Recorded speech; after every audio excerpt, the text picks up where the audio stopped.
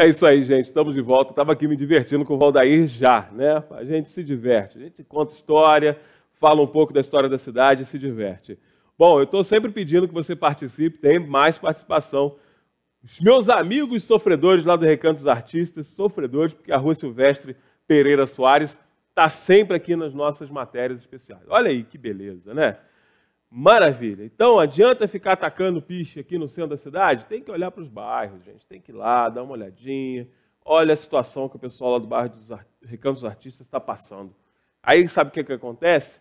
O ônibus não passa. Mas tem como passar? Não tem como passar. Então, é esse tipo de coisa que tem que ser visto, né, por uma Secretaria de Serviços Públicos. Esse cara que está aqui do meu lado, esse já comandou a Secretaria de Serviços Públicos, né? Falávamos, inclusive, na semana passada sobre isso, né, Valdir? É isso aí. Coincidentemente. Tem como cuidar de serviços públicos, Valdair, sem cuidar das pessoas, sem pensar nas pessoas, no dia a dia delas? Em toda a administração, sempre, nacional, estadual, municipal, sempre tem que ser o ser humano em primeiro lugar. Primeiro as pessoas, em primeiro lugar. Tudo é feito para as pessoas. O cuidado com a rua é para as pessoas que vão passar. É o cuidado com as pessoas que vão passar. De automóvel, a pé, para as pessoas que moram naquela região. Então, sempre a pessoa é mais importante. Mas no Brasil, eu tenho citado muitas vezes a mesma frase minha, que eu tenho usado na minha coluna, e citei essa semana, eu vou agora. No Brasil, se fossem mandar prender todos os bandidos da vida pública, todos os incompetentes e todos os ladrões da vida pública, ia faltar cadeia, iam faltar estádios para abrigar essa gente. Se mandassem fuzilar, faltaria munição. Verdade. Se mandassem enforcar, faltaria corda. Não é exagero, não, é isso mesmo. No Brasil, infelizmente, é isso. As pessoas têm dificuldade de ser corretas. Vou dar um exemplo. Eu dei pulos de alegria quando eu vi o depoimento do Sérgio Cabral, confirmando, eu tinha comentado naquele dia, com um grupo de pessoas, que aquela verba da FETransport, a verba dos ônibus para os deputados estaduais, aquilo tinha sido realizado há muito tempo. Então, eu comentei que um deputado que está preso agora, esse deputado foi candidato em 1986 e perdeu a eleição. Aí foi colocado pelo presidente, não vou falar nome aqui, depois vou ter dificuldade de responder processo aí. Aí ele foi colocado pelo presidente da Assembleia como assessor. Ele negociou o dinheiro em 1987. Eu falei a eleição de 86, a posse em 87. Sim. Logo no início de 87 foi negociado. Os deputados, os pouquíssimos deputados estaduais, que não aceitaram receber dinheiro dessa falcatrua, eles tiveram dificuldades na Assembleia. Teve um deputado de Teresópolis, Luiz Barbosa Correia, que teve dificuldades na Assembleia do Estado, porque outros deputados estavam todos chateados com ele, sempre de cara amarrada com ele, porque ele não recebia. Ele e mais uma meia dúzia, mas não sei, 8 ou 10, são 80 deputados. Então, isso vem há muito tempo. Para o Brasil, é hora de lembrar uma coisa de 500 anos antes de Cristo. 537 anos antes de Cristo, Hammurabi, o imperador da Mesopotâmia, ele criou um código, o Código de Hammurabi, que punia todas as pessoas, punia os médicos que os doentes morressem, punia os advogados que fizessem alguma coisa errada, puniam os engenheiros que o prédio caísse, punia com a pena de morte. Entendeu? Então, se punir com a pena de morte todo mundo aqui no Brasil, poxa... Hammurabi, se estivesse em vigência hoje, uma das nossas primeiras codificações, mas se estivesse em vigência, estava enrolado. Né? Poxa vida, imagina só. Tinha diminuído, inclusive, a população. Imagina, né? Mas isso é importante falar, Valdair, porque a gente brinca, evidentemente, o Código de Hammurabi era um código extremamente violento, né? Pregava a violência, mas a gente pensa na responsabilização dos atos. Hoje, o que se tem no serviço público, e a gente percebe isso muito claramente, é que as pessoas não se responsabilizam pelos seus atos. Eu tenho certeza absoluta que o Valdair, quando assumiu a Secretaria de Serviços Públicos, na época era uma... Retificando, Era Divisão de Serviços Públicos. Não era nenhuma não, o nome era Divisão de Transporte. Mas tinha o status de secretaria, né, era o status de secretaria. E tinha um secretário, Delcio Monteiro. Eu era o homem 2. Que fazia parte do serviço. O Delcio era o secretário de gabinete e tal, e eu estava lá na rua. Eu estava de madrugada fiscalizando o trabalho de varreção de rua. Está vendo?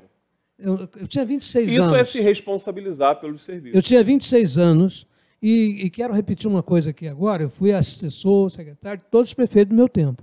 Mas quero repetir aqui que hoje eu não aceitaria cargo nenhum. Eu não posso. Além de 78 anos, dia 6 de maio, faltam 20 dias. Falta pouco tempo. Estou com 78 anos, não é para voltar mais ao trabalho, é um trabalho estafante. Você trabalha conosco aqui. Eu me dedico muito. Não, só aqui, porque aqui dá... Olha, é uma satisfação tão grande participar do programa com você. Tem tanta gente na rua que gosta desse programa, acompanha, eles discutem detalhes com a gente. É verdade. Oswaldo Porto, lembra do Grupo Garra? Amigo do seu pai, inclusive. Sim. Oswaldo Porto, puxa, diz ao Anderson que eu me sinto orgulhoso de vê-lo fazendo sucesso. Chamava ele de Janizinho. Ô, Janizinho! E sua mulher não está ouvindo, não, né? Não, está no Rio. Rapaz, o que a mulherada falam do seu programa, elogiam o teu programa. Mentira, a Valdair está mentindo. Não tem nada disso. As pessoas falam muito e discutem aquilo que nós falamos aqui. Eles discutem, mas é verdade isso? Puxa, mas aqui... Então, é muito importante. As pessoas têm essa necessidade de serem representadas, né? A gente percebe isso. E nós temos uma boa dose de credibilidade. Eu teria que ter 60 anos de comunicação. Verdade, né? Eu teria que ter realmente, graças a Deus. Eu não só fiz coisas certas na minha vida, mas eu pautei minha vida o máximo possível pelas coisas direitas, profissionalmente, tudo. Fiz alguns erros na minha vida, sem dúvida nenhuma. Mas todo mundo erra, né? Religioso que sou, todo dia eu peço a Deus para me ajudar a ser bom, a ser correto. Verdade. E na maioria das vezes ele tem conseguido. Deus tem conseguido me fazer bom. Mas o que eu gosto sempre de participar com o Valdair nessa questão da gente partilhar toda essa experiência do Valdair aqui, uma coisa que o Valdair sempre fala assim: Anderson, não fica falando mal dos prefeitos aqui, porque eu não gosto disso por uma questão ética. Mas eu tenho que usar essa experiência do Valdair para que a gente entenda que muitas vezes a escolha pelo caminho errado é uma escolha administrativa, né? Eu não quero acreditar, eu como humanista, como uma pessoa que acredita no outro ser humano, né, que pratica a alteridade na tua vida, e eu sou assim por ser cristão também, eu não quero crer que um administrador chegue a um posto, né, de chefe do executivo querendo delinquir, querendo fazer algo que não seja apenas, né, representar a sua população que lhe deu voto e fazer com que a cidade cresça, a cidade que ele representa. Mas existem algumas pessoas que chegam nesse posto, chegam nesse papel e acabam escolhendo pelo lado de delinquir, de não trilhar esse rumo, esse caminho reto que o Valdair acabou de falar. E aí, gente, não tem jeito. A gente tem que olhar para o passado, para tentar entender por que a gente vive certas coisas no presente e projetar um futuro melhor. Eu sempre falo isso aqui com a participação do Valdair. A gente tem que olhar lá atrás como era feito, como as coisas funcionavam. Nós lembramos essa semana aqui, né, dos prefeitos realizadores. O Dr. Valdir, por exemplo, foi o prefeito das escolas. Como ele conseguiu construir muitas escolas. Né? O Dr. Valdir construiu 79 escolas. Antes, quando Teresópolis tinha 78 anos de idade. Tinha mais escolas que a quantidade de anos. Pois é, porque Teresópolis tem mais salas de aulas do que o número de anos. Veja bem, Teresópolis tinha meia dúzia de escolas. Eu tenho, na minha história de vida, que se confunde em parte com a do município, eu fui criado fora daqui. Quando voltei, em 1958, no fim de 58, meus irmãos não tinham vaga nas escolas, não tinha vaga nenhuma. É porque não tinha escola. Não tinha escola. Tinha meia dúzia de 4 ou 5 escolas estaduais, não tinha um colégio estadual ainda. Não, tinha um colégio estadual começando, mas não... Estava começando naquele ano. Pequenininho, um grupinho só de alunos do ginásio, do chamado curso ginasial, que é o ensino médio. Correspondente ao... Não, ensino médio não. 5ª ou 8ª série. Ensino fundamental, né? O período final segundo segmento do ensino fundamental. Então não tinha. Todo mundo acabava no 4º ou 5º ano, parava de estudar no 4º ou 5º ano, mas não tinha, a maioria da população não tinha. Valdir construiu muito, o doutor Valdir construiu muitas escolas, fez um trabalho extraordinário com ruas que foram pavimentadas. Por exemplo, a rua do Várzea, Manuel Lebrão.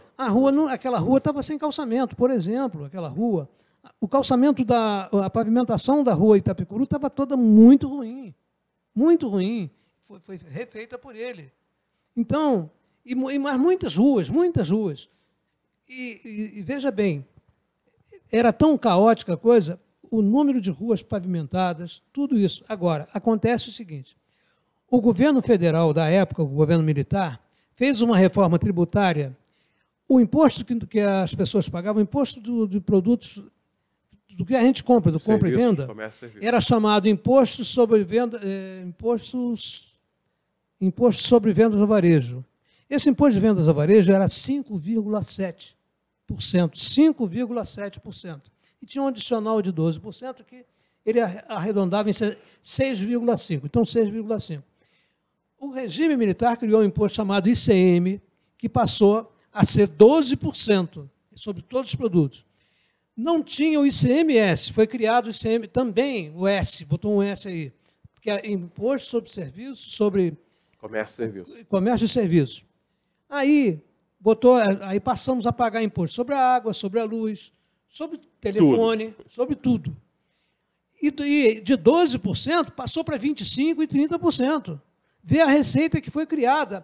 Aí deu um percentual bom para as prefeituras. As prefeituras capitanearam aquilo e começaram a fazer obra. No governo do doutor Valdir, era uma participação no imposto do ICM, no ICM de 12%. Hoje, a participação da prefeitura é no imposto de 25%.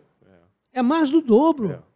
Então, tem tudo. Aí criou... Por isso que a gente fala da escolha, né, Valdir? Porque o doutor Valdir chegou à prefeitura, ele identificou essa dificuldade para a cidade. Ele, olha, essa prioridade é nossa. Nós vamos ter que construir escolas, vamos pavimentar, vamos mudar a estrutura da cidade. Por isso que hoje, em 2019, a gente está lembrando... E o doutor Valdir teve os melhores secretários. Teve os melhores secretários. Agora, será que daqui a 20 anos, 30 anos, 40 anos, 50 anos, vão lembrar das plantações de lúpulo que estão sendo, né, fomentadas aí? É por isso que eu estou falando que as prioridades precisam ser prioridades reais. As pessoas não lembram das coisas boas. Eu falava sobre, agora, comemoração dos 58 anos da academia, que vai ser agora no dia 21, isso. O aniversário da academia. Teve um evento, Academia de Letras, teve um evento, e teve duas brilhantes palestras, uma do Delmo e outra do Ferradeira. Ferradeiro deu uma aula sobre Tiradentes. Fantástico. E o Delmo, uma aula sobre a academia. E teve também um showzaço com os meninas, lá do Grêmio Musical para que é. Aliás, Paulo Carminati deu show lá, né? E Paulo Carminati deu um show também muito grande. Foi uma noite gloriosa. Parabéns ao presidente Jorge Dudaro e a todos lá. Agora, disse nas citações do Delmo, que o Dalmaço está esquecido. O Dalmaço, aqui em Teresópolis, as pessoas esquecem muito das pessoas. Dr. Valdir Barbosa Moreira, que deu mais de 10 mil consultas de graça, subia morro para fazer parto na casa da pessoa. Não tinha SUS. Não existia o SUS, não. Conhecia as vielas. A saúde no Brasil era 1000 vezes pior do que é hoje. Hoje se fala da saúde. Sem acesso nenhum. Era 1000 vezes pior, não tinha nada. Tinha até poucos médicos em Teresópolis, mesmo pagos, tinham poucos. Mas, de graça, o doutor Valdir. O doutor Valdir fez mais de 10 mil partos de graça. E o doutor Valdir foi um super prefeito. No sepultamento dele, deu 60 e poucas pessoas. E ele era sócio, ainda era sócio da Casa de Saúde. O filho dele era secretário de saúde do município naquele momento, deu 60 pessoas.